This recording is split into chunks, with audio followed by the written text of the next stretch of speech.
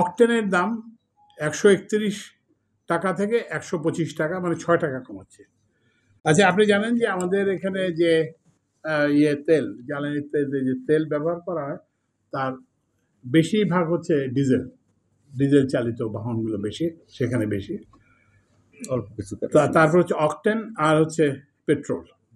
তো আমরা ডিজেলের দাম 106 টাকা 75 পয়সা থেকে 105 টাকা 50 পয়সা, মানে 1 টাকা 25 পয়সা পার লিটারে কমাচ্ছে।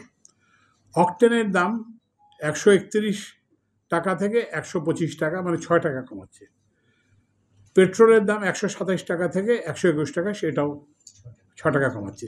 তো আপনারা বলতে পারেন যে অকটেন, পেট্রোল এগুলো তো মানে বড় লোকরা ব্যবহার করে, তো এদেরটা 6 টাকা কমালে, এটার কারণ হচ্ছে কি যে এগুলোর পরিমাণ খুব কম, তো ওই জন্য এটা কমালে এটা খুব একটা ইম্প্যাক্ট হয়। কিন্তু ওখানে ওই 1 টাকা 25 পয়সা কমাতে আমাদের জান বেড়ে গেছে আর কি।